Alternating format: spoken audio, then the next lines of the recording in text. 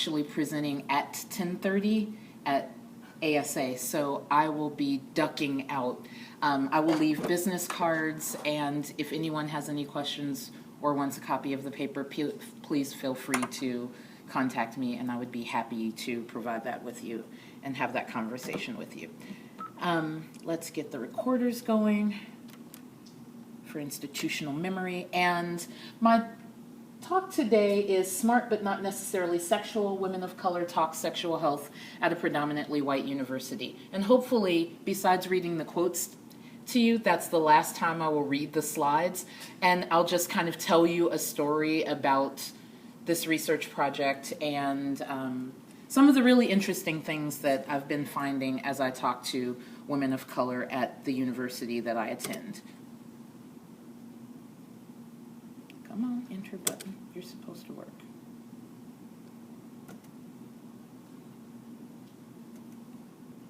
There we go. It's being old school today. All right. So this project was very much a labor of love, and it's really a testimony to intersectionality in all its various forms. I know lately in feminist research, especially among feminists of color, this whole intersectionality concept has been debated around what is it? Is it additive? Is it multiplicative? Is it just paradigmatic? Is it identity-based? Like, what is intersectionality? And so I'm not going to wade into those wars. I'm just going to say that time and space matters, and as a social constructionist, I can't help but to be intersectional because I know that gender is not a separate experience than race. So this is an intersectional analysis, meaning that from the questions down to the analysis, we considered the whole person and not just one aspect of their identity. And their interactions we put in the context of how they felt those identities mattered. So I applied that intersectional analysis to focus group data, and it was a needs assessment, which is really a more applied sociological paradigm. But I'm finding that being able to translate that needs analysis into strictly identity-based research is really quite easy. So we had 15 students and peer health educators respond to the call, and it was very broadly a call for women of color to talk about their sexual education and sexual health needs and experiences. Really interesting, at the university that cited this study, there's a lot of talk about sexual health at the administrative level, but almost no resonance in terms of student response back. The condoms disappear, but no one knows where they go. They just kind of melt away into the sunset. And so I started to kind of poke that silence and try and get to what's going on our campus. There's a lack of sociological analysis that really considers underrepresentation, especially in issues of social climate, applying it to the sexual realm. We hear social climate research all the time talking about in-class interactions, friendship groups, social networks, but for whatever reason, we've been really afraid to tiptoe into that next logical step, is how does that sort into dating, mating, and relationships? We talk about college kids and sex all the time. We talk about social climate and underrepresentation all the time, but we don't make that next logical leap to say social climate has an effect on how people date and mate, and that has implications for how our society builds and grows. And it really shows us the limits of desegregation in our spaces. You can desegregate the space all you want, but until the hearts and minds and paradigms are desegregated, truly integrated, then we still have work to do. The results overall show that while they're very cognizant, very, very smart, intelligent women who can spout off the messaging that we want them to at the drop of a hat, right? Protect yourself, use condoms, don't mess around with just anybody, all of those ABC type things. Although they're very cognizant of those things, they're very, very external about it. There's this wall of privacy that, as I've probed further, I'm beginning to see some of the reasons for, and we'll talk about that later on. None of the women actually signified personal sexuality.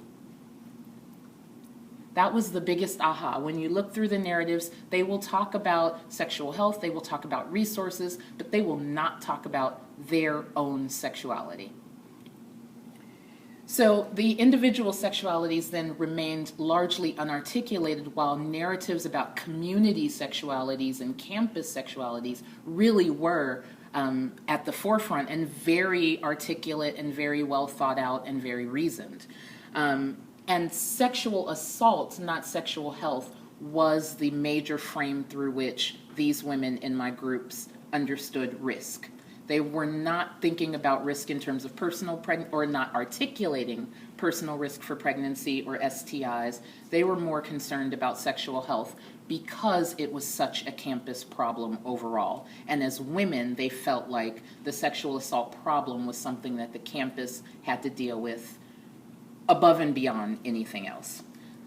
What is revealed is really, really helpful for the groups on campus that attempt to distribute this knowledge, but also for sociologists and other researchers who are interested in contextualizing these epidemiological outcomes. If you look at the rates of bad sexual outcomes for young adults, 15 to 24 is kind of that sweet spot where not only are most of the bad things happening, but also they're really setting their health behaviors that will carry out through on in their lives, and the consequences of bad things happening will really resonate through their lives and show up in inequalities in some other ways. So it's important to contextualize those epidemiological findings.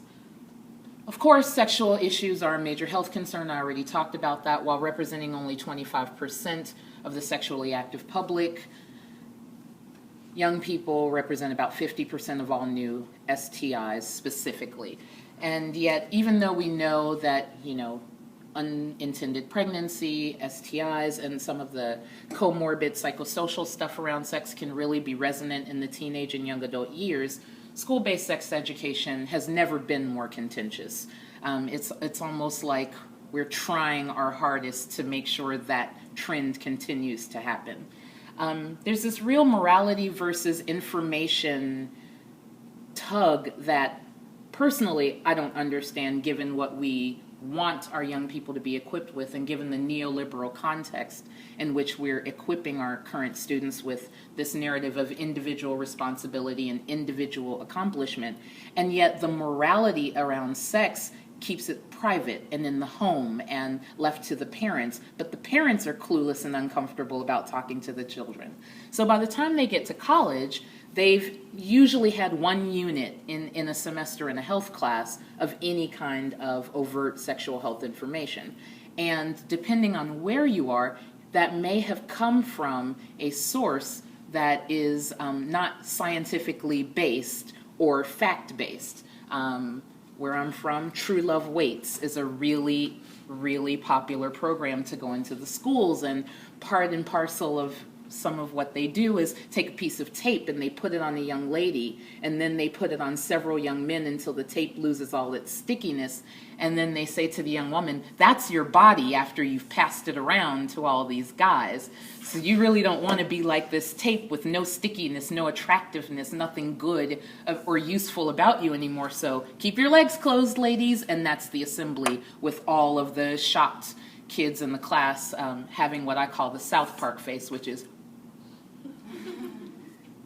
And then when they get to college, it suddenly becomes this very consumer-based environment. So after having nothing or confusing things in high school, they come to college and they're adults, and they can pick and choose and they can select from all these resources that are out there, but there's nothing mandatory or compulsory about what they're required to learn. We have a Common Core curriculum for them to learn biology and math and science and sociology even, but that does not, again, extend to what will make a healthy relationship, which I don't know about you all, but when I'm having a bad day in my relationship, I don't do my job as well. When I'm having a bad day in my relationship, I don't necessarily eat as well as I'm supposed to, or any of those things. So we would think that relationship education would be one of the most important parts of the college curriculum for us to equip our young adults, and yet we don't.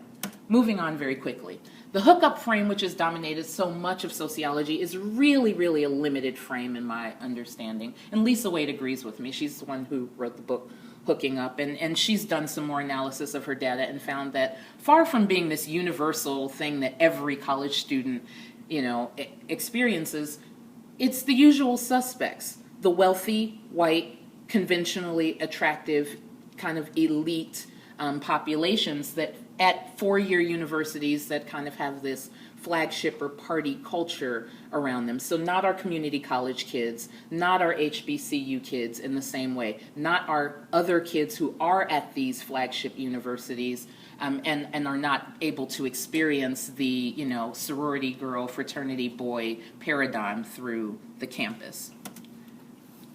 So this project was really driven by an interest in social climate marginalization experienced by women of color, and it was a needs assessment. And combining Wade's findings with those of Averill Clark, who wrote Inequalities of Love just last year, Wade has been in popular press, a couple of articles lately, really indicating that Black students are much less likely to participate in the party culture that kind of forms the basis of hooking up. So if you understand hooking up, the general paradigm, very loosely, is that people sort after they're already grouped together, and at the end of the night, kind of pair off, whether that's semi-permanent, temporary, or permanent. These flagship universities are where this party culture flourishes.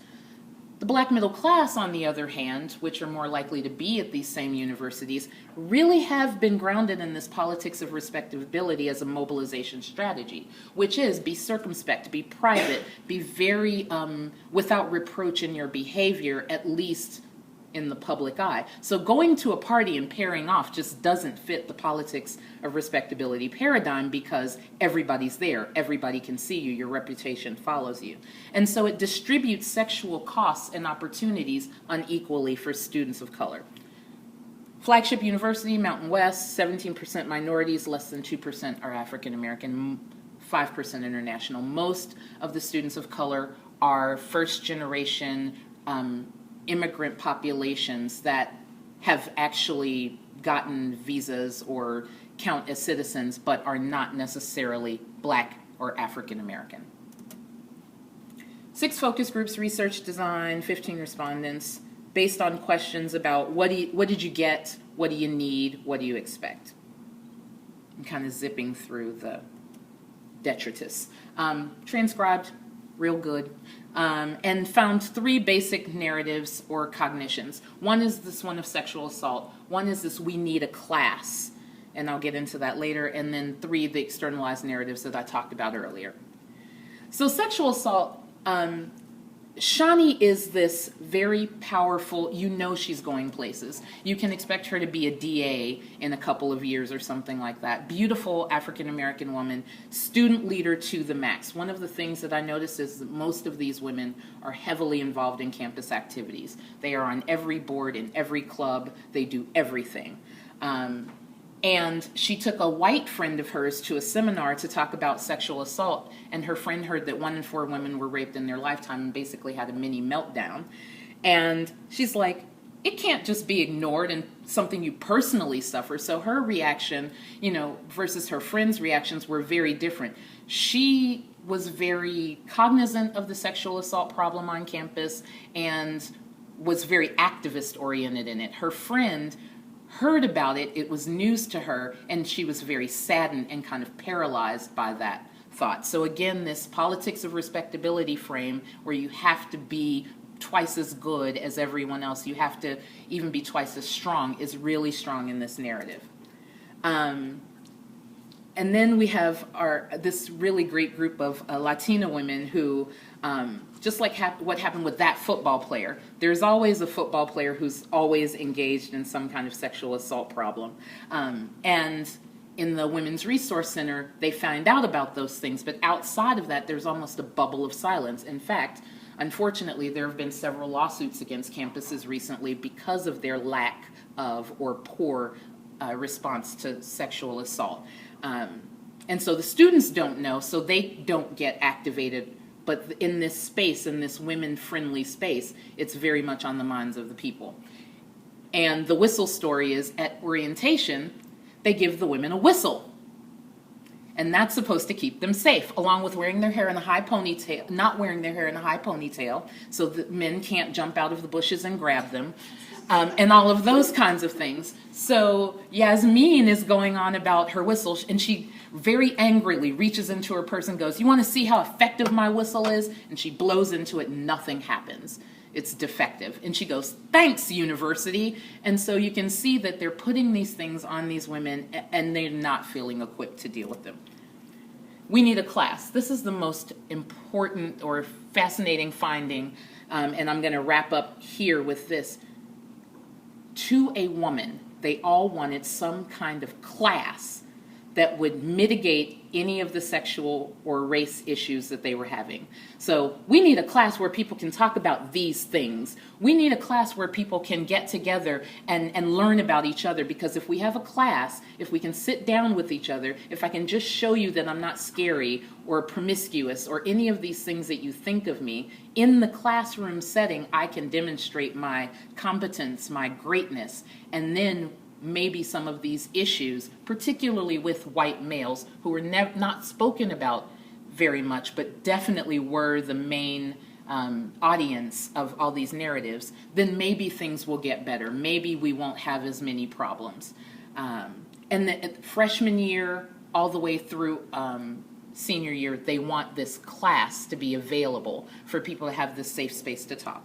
So I'll wrap up there with an emphasis that these personal responsibility narratives are really reflective of a perceived lack of viable options for heterosexual, none of the women indicated a queer sexuality, heterosexual relationships on campus, and that both constricts and externalizes their risk perception. So the things that the doctors, the sex educators, the experts think the women should be doing, it's not relevant to them, because they're engaged in an avoidant sexuality that really is conducted kind of underground in off-campus spaces. So the story that exists for the white women to keep yourself safe is not relevant to them at all.